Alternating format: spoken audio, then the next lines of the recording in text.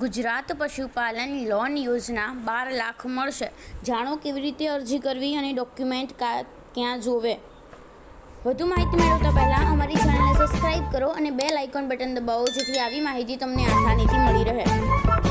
પશુપાલન લોન 12 લાખ મળશે. જાણો કેવી રીતે અરજી કરવી અને ડોક્યુમેન્ટ કયા જોવે.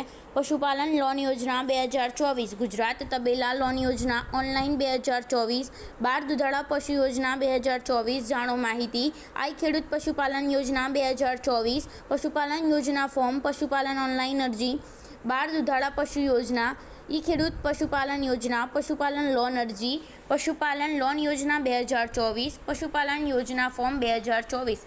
સરકાર દ્વારા હાલમાં ઘરે પશુપાલકોને તબેલો બનાવવા માટે સરકાર લોન આપી રહી છે.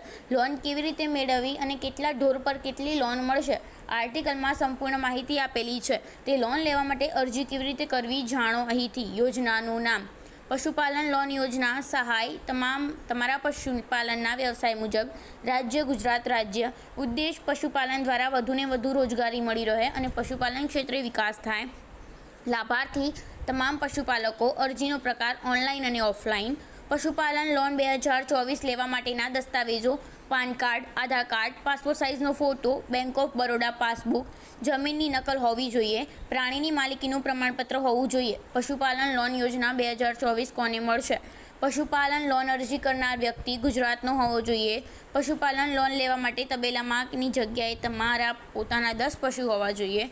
પશુપાલન પોતાના માટે તમારે તબેલો ફરજિયાત છે, તેના પરથી તમને લોન મળશે. પશુપાલન લોન યોજના 2024 અરજી. પશુપાલન લોન સહાય માટે તમારે સૌપ્રથમ તો જિલ્લામાં તમારે કૃષિ વિભાગ હશે ત્યાં જવાનું રહેશે અને ત્યાં જઈને કૃષિ વિભાગ કચેરીના અધિકારીઓ છે તેમનાથી સંપર્ક કરવાનો રહેશે. ત્યાં તમારે જણાવવું પડશે કે તમારે કેટલા ઢોર છે અને તબેલો છે કે નહીં. તે પ્રમાણે તમને દસ્તાવેજ કરી આપશે અને લોનની માહિતી આપશે અને અરજી ફોર્મ હશે તે ત્યાં ભરી દેવાનું રહેશે. ફોર્મમાં તમારે તમામ માહિતી ઉમેદવારની રહેશે. પછી જે નિયામક કચેરી વિભાગ કૃષિ વિભાગ દ્વારા લોન મળશે. અરજદારે પશુપાલન યોજના 2024 માટે ઓનલાઈન ઈ ખેડૂત પોર્ટલ પર અરજી કરવાની રહેશે. આપ જાતે આઈ ખેડૂત પોર્ટલ પર ઓનલાઈન અરજી કરી શકો છો. અમારી ચેનલને સબસ્ક્રાઈબ કરો, જેથી તમને આવી માહિતી ફરીથી મળી રહે.